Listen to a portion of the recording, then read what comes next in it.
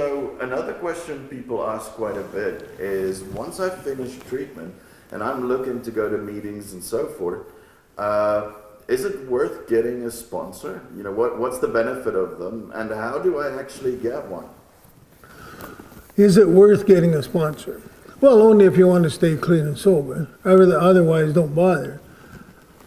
And how do you get one? It's pretty simple. You go to the first AA meeting, don't stay there and say, well, I want that guy because he's got a Cadillac and that guy's got a Chevy that I like, or that guy drives a Ford, or he owns a building, all that bullshit us alcoholics do, or addicts. The way to get a sponsor is at the end of the meeting, when they say, are there any announcements for the good of NA or good of AA, whatever, CA, wherever you're at, put your hand up and say, my name's Jim. I'm an alcoholic. Is there anybody willing to sponsor me? That's how you get a sponsor.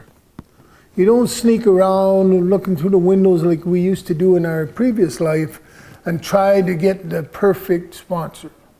You ask generally, and somebody who's got the time and wants to do it will come up to you and say, hey, I don't mind being your sponsor for now. If it doesn't work out, it doesn't work out. But that's how you get a sponsor. You don't, this whole thing of interviewing 200 or 300 members of AA or NA to decide who will be the perfect sponsor. You'll be drug and using long before you get the perfect sponsor. Another thing about sponsors, I remember I was in this meeting and this lady said to me, she says, Jim, do you have a sponsor? Her name was Joyce Waters, deceased now, so I can use her name. But she said, Jim, do you have a sponsor? And I said, no.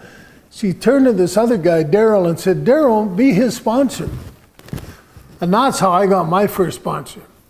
Well, I find out years later from Daryl, and we're still friends, is that he got there the week before I did. So this old bullshit about you need 2 years or 5 years or 25 years to be a sponsor is crazy, because what happens is you'll outgrow that sponsor and you'll get another sponsor.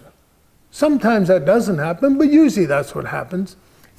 Or your sponsor's an asshole, so you fire him, same as he can fire you if you don't listen to him. So there's lots of value in the sponsor, because it gives you someone, gives you a friend, but a friend that'll tell you like it is. And if they're not willing to do that, you know, I'll tell you a story about one guy that asked me to sponsor him. And he said, Jim, would you be my sponsor? I said, no. He said, what do you mean no? You can't say no. I said, sure I can say no. I said, you won't listen to any goddamn thing anybody tells you. So why would I waste my time sponsoring you?